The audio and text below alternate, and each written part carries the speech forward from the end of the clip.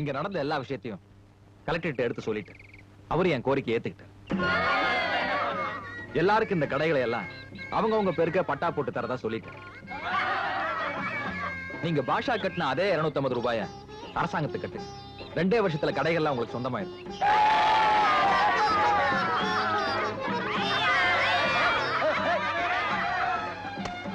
தலைவா, இனிமே உன் பாட்டி பேர்லயே நீ கடை நடத்தலாம்.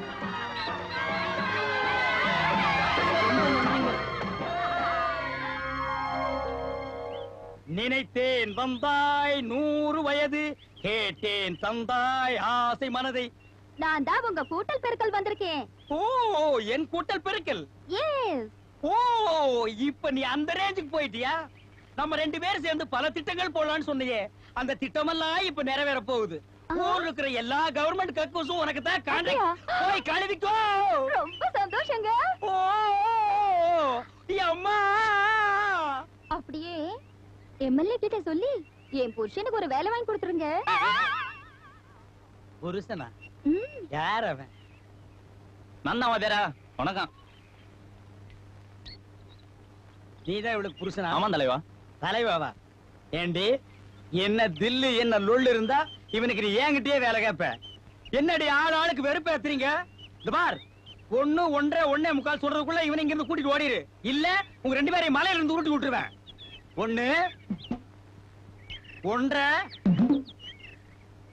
அடி உங்க 1/4 ஏண்டி? இனிமே இந்த பக்கம் வந்தீங்க உறவு கூட்ட கலந்து விட்டுட்டு ஆள் ஆளுக்கு கொட்டை வச்சிருவேன். கண்ணாலே பெண்ணை அன்று கண்டது பாவம், கண்டவுடன் காதல் நெஞ்சில் கொண்டது பாவம், கொண்ட பின்னே பிரிவை சொல்லி வந்தது பாவம், வெறும் கூடாத பூமியில் இன்னும் வாழ்வது பாவம், வாழ்வது பாவம். பல்லாக்கு வாங்க போனேன் ஊர்வலம் போது, நான் பாதியிலே திரும்பி வந்தேன்.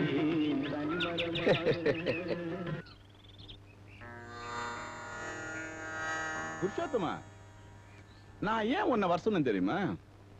உன் தொகுதியில உன்னை ஏத்து ஜெயிச்சானே, அவன் பேர் என்ன? பழனிசாமிங்க. பழனிசாமி. என்னையா நாளுக்கு நாள் அவன் வசதிக்கிட்டே வரான். நேத்து கூட கலெக்டர் சிஎம் அவனை பத்தி சொன்னாரு. சிஎம்ஏ பாராட்டுற அளவுக்கு அவன் வசதிருக்காயா. நீ மட்டும் ஜெயிச்சு தொலைச்சிருந்தீன்னா நான் சிஎம் ஆயிருப்பேன். என் தலையெழுத்து. அந்த பழனிசாமிக்கு 10 இண்டிபெண்டன்ட் எம்எல்ஏ சப்போர்ட் இருக்குதான். அவனை எப்படியாவது நம்ம பக்கம் இழுத்தணும் வச்சுக்க, அந்த 10 எம்எல்ஏக்களும் நம்ம சப்போர்ட் பண்ணுவாங்க. நான் ஈஸியா ஆட்சியை கவுத்துடுவேன், சிஎம் ஆயிடுவேன். நீ என்ன பண்ற, அந்த பழனிசாமியை எப்படியாவது நம்ம பக்கம் கொண்டாரு. நான் உங்ககிட்ட ஜெயிலுக்குள்ள இருக்கிற பாஷாவை வெளியில கொண்டு வர சொன்னா, நீங்க வெளியில இருக்கிற பழனிசாமியை கட்சிக்குள்ள கொண்டு வர சொல்றீங்க. பாஷா என்ன பாஷா? அவன் வெளியே வந்து என்ன பண்ண போறான்? அவன் உள்ளேயே இருக்கட்டும். நீ போய் பழனிசாமியை வேலை பேசு. உங்களுக்காக நானும் பாஷாவும் பல வருஷங்களா கீழ்த்தரமான வேலைகள்லாம் செஞ்சு உங்களை இந்த அந்தஸ்துக்கு உயர்த்த எவ்வளவு பாடுபட்டு நினைச்சு பாருங்க. இன்னைக்கு உங்களுக்கு எவ்வளவு தேவைப்படுறாங்கிறதுக்காக எங்க உறவையெல்லாம் தூக்கி எறிஞ்சு பேசுறீங்களே, இது உங்களுக்கே நியாயமா?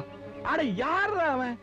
அரசியல்ல போய் உறவு பாசம் நேசம் டயலாக் எல்லாம் பேசிட்டு எனக்கு இதெல்லாம் பிடிக்காது. இப்ப நம்ம கட்சிக்கு மெஜாரிட்டி கிடைக்கலன்னு வச்சுக்க, மெஜாரிட்டி இருக்கிற எந்த கட்சியானாலும் சரி என்னைக்கோ பிடிக்கிட்டு போயிருப்பேன். புருஷோத்தமா, சாகர வரைக்கும் நான் மந்திரியா இருக்கேன்.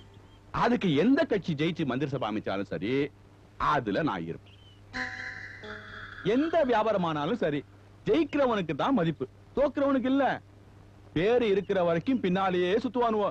பேரு ரிப்பேர் ஆயிடுச்சு, தூக்கி எறிஞ்சிருவானுவோ. அதான் உலகம். சொல்லு.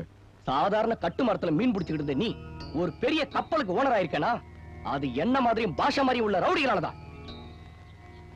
நாங்க வேட்டியை மடிச்சு கட்டிக்கிட்டு கத்தியால கோடு போடாத ஆளும் கிடையாது, செய்யாத கொலையும் கிடையாது. இதையெல்லாம் செய்ய தூண்டினது நீ, செஞ்சப்புறம் காப்பாத்தினது நீ. அப்படிப்பட்ட எனக்கு தோல்ல ஒரு துண்டை போட்டு மடிச்சு கட்டின வேட்டியை கீழே இறக்கி விட்டு கௌரவமான ஒரு எம்எல்ஏவை நடக்க விட்டேன். அந்த ஒரு போஸ்ட் இருந்ததுனாலதான் போலீஸ் ஸ்டேஷன்ல மேல இருந்த என் ஃபைல் கீழே போயிடுச்சு. மறுபடியும் போலீஸ் ஸ்டேஷன்ல கீழே இருக்கிற என் ஃபைலை என்னால மேல கொண்டு வர முடியும். தொங்க விட்ட வேட்டியை மடிச்சு கட்ட முடியும், கையில கத்தியை தூக்க முடியும், பழனிசாமியை க்ளோஸ் பண்ண முடியும், என் தொகுதியில மறு தேர்தல் கொண்டு வர முடியும், என்னால ஜெயிக்க முடியும், உன்னை சிஎம் ஆக்க முடியும். அது வரைக்கும் இந்த புருஷோத்தம் உன்னை சந்திக்கவே மாட்டான். நான் வரேன்.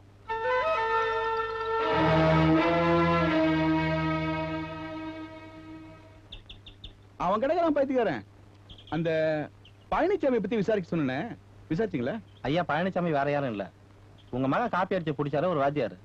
அவரை கூட நீங்க 9ஆம் கிளாஸ் 1ஆம் கிளாஸ் இலஞ்சிக்கு மாத்தினீங்களே, அவரோட மகன் தாங்க இவரு. அப்படியா? அந்த வாத்தியார் மகன் அவன். அப்படின்னா அந்த வாத்தியார் மறுபடியும் 11ஆம் கிளாஸ்க்கே மாத்திடுவோம். நீங்க போய் அந்த பழனிசாமி கூட்டிட்டு வாங்க. அப்புறம் தேவைப்பட்டா ஒரு 5 லட்சமோ 10 லட்சமோ கொடுத்துருங்க. சரிங்க.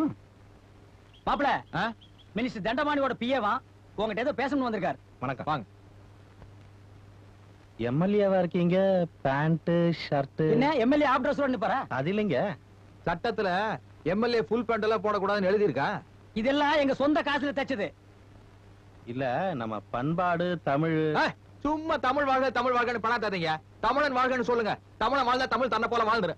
தமிழ்ல இவங்க தண்ணி ஊத்தியா வளர்க்குறாங்க, அத மிதிக்காம இருந்தா போதாதா? போயா வாங்க. தமிழ் வெங்காயம் வளர்க்கணுட்டா. என் பேர் ஹரி, சரி. மினிஸ்டர் தண்டபாணியோட பிஏ. சொல்லுங்க. உங்ககிட்ட அட சொல்லுங்க. ஒரு முக்கியமான விஷயம் சொல்லணும். ஆனா அதான் சொல்லியாச்சு, இன்னும் எத்தனை தடவை சொல்றது? அதாவது நீங்க ஒரு இண்டிபெண்டன்ட் எம்எல்ஏ, ரொம்ப திறமையா செயல்படுறீங்க, மக்களுக்கு நல்ல தொண்டு செய்றீங்க. ஆனா திறந்த வெளியில வெறும் ஓலையை போட்டுக்கிட்டு ஒரு தடுப்பு கூட இல்லாம அரசியல் வாழ்க்கை நடத்துறீங்கன்னு மந்திரி ரொம்ப வேதனைப்படுறாரு. வேசனப்படுறாராம்.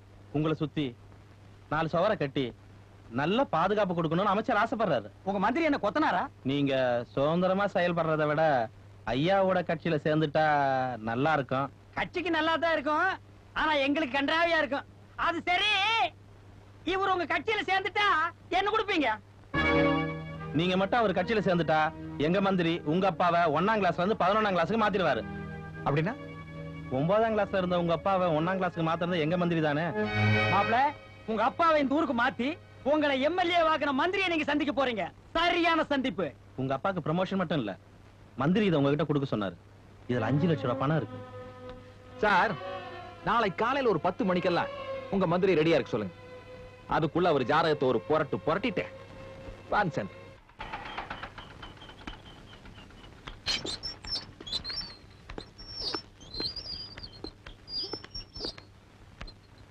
வாங்க வாங்க மிஸ்டர் பழனிசாமி, உங்களுக்காக தான் அமைச்சர் காத்துக்கிட்டு இருக்காரு. எல்லா பத்திரிகையாளர்களும் வரவழைச்சிருக்காரு. எல்லா பத்திரிகையில இருந்து வந்திருக்காங்களா? தமிழ்நாட்டுல இருக்க எல்லா பத்திரிகையும் வந்திருக்குது.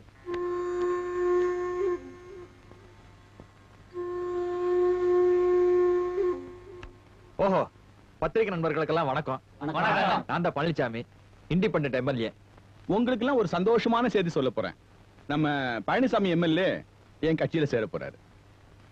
போட்டா புறம்போக்கு.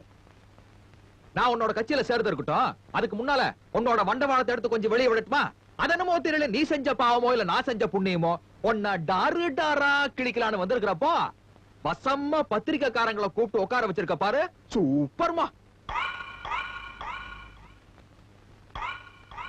பத்திரிகை நண்பர்கள்லாம் கேட்டுங்க. இவருக்குள்ள பரீட்சையில காப்பி அடிச்சத புடிச்சதுக்காக 9ஆம் கிளாஸுக்கு வாத்தியாரா இருந்த எங்க அப்பாவை 1ஆம் கிளாஸுக்கு மாத்திட்டாரு. இப்ப நான் இவர் கட்சியில சேர்ந்துட்டேன்னா எங்க அப்பாவை மறுபடியும் 11ஆம் கிளாஸுக்கு வாத்தியாரா போட்டுருவாராம். எப்படி இருக்கு? எழுதிங்க. ஏய், என்ன பத்தி என்ன தெரியும் நீங்க வந்திருக்க? நேத்தே உன்னோட ஜாதகத்தை புரட்டிட்டு தான் வந்திருக்கேன். In 1933 எக்மோர் தர்மாஸ்பத்திரியில ஓசியில பிறந்தவன் நீ. பொன்னமாங்கிற ஆயாத உனக்கு பிரசவம் பார்த்திருக்கா. போதுமா? நான் உன் கட்சியில சேர்ந்தா எனக்கு 5 லட்சம் ரூபாய் பணம் தரேன்னு சொல்றியே, அது எப்படி? அது உங்க அப்பா உன் பேர்ல நிலத்தராட்சி எழுதி வச்சிருக்கானா, இல்ல உன் பாட்ட முப்பாட்ட காலத்துல இருந்த தோப்பு துறவரையாச்சும் விற்க போறியா? இல்லையே. எனக்கே 5 லட்சம் ரூபாய் பணம் தரேன்னு சொல்றியே, அப்ப ஊர் பணத்துல எவ்வளவு சுருட்டலாம்னு நீ திட்டம் போட்டிருப்ப. ஏமாம, உன்ன மாதிரி முதல வாயினர்கள் எல்லாம் ஆட்சியில உட்கார வச்சா இந்த நாடு என்ன ஆவருதுமா கண்ணு? எனக்காக லட்சக்கணக்கா பணம் தரேன்னு சொல்றியே, உனக்காக ஆட்டோல மைக்க கட்டிக்கின்னு மாஞ்சு மாஞ்சு பிரச்சாரம் பண்ணிருப்பானே, அவனுக்கு ஒரு 10 ரூபாய் கூட கொடுத்திருப்பியா நீ? ஒரு மாசத்துக்கு முன்னாலேயே செவுத்துல இடம் புடிச்சு நீ ஜெயிக்கணுங்கிறதுக்காக போஸ்டர் எல்லாம் அடிச்சு ஓட்டுனானே உன் கட்சி தொண்ட, அவன் மூஞ்ச பாத்திருப்பியா நீ? அதெல்லாம் போட்டு உனக்காக ஓட்ட போட்டு சட்டசபைக்கு அனுப்புனாங்களே உன் தொகுதி மக்கள், அவங்களுக்காக ஒரு 10 பைசா செலவு பண்ணிருப்பியா நீ? இல்லையே. ஆனா நான் யாருன்னு தெரியாது, என்ன ஊருன்னு தெரியாது, என்ன ஜாதின்னு தெரியாது, எனக்கும் உனக்கும் என்ன உறவுன்னு தெரியாது. ஆனா நீ எனக்கு 5 லட்சம் ரூபாய் பணம் தரேன்னு சொல்றியே, நீ குடுக்கிற பணத்தை வாங்கிட்டு உன்னை நான் சப்போர்ட் பண்ணா சின்ன வயசுல நான் குடிச்ச தாய்ப்பாலும் கூட உருகி இந்த வயசுல வெளியே வந்துருண்டா. இப்ப நான் உனக்கு சொல்றதெல்லாம் ஒண்ணே ஒண்ணுதான். உனக்கு முன்னாடி உட்கார்ந்துகிட்டு இருக்கிறவங்க எல்லாம் நீதிபதி, நீ தூக்கு தண்டனை கைதி. அவங்க எல்லாம் உன்னை பத்தி பத்திரிக்கையில எழுதி ஜனங்க கல்லால் அடிக்கிறதுக்கு முன்னால நீ உன்னோட பதவியை ராஜினாமா பண்ணிட்டு எங்கேயாவது கண்காணாத இடத்துக்கு ஓடிரு. இப்போ உன்னோட முடிவை தெரிஞ்சுக்க ஆசைப்படல. நாளைக்கு நாட்டு மக்களோட சேர்ந்து பேப்பர்ல படிச்சு தெரிஞ்சுக்கிறேன். நல்லா யோசிச்சு முடிவு பண்ண. வெளிவெளிக்க ஓ பின்ன பத்திரிக்கை வரல இமேஜ்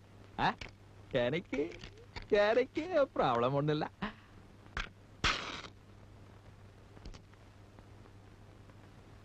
அத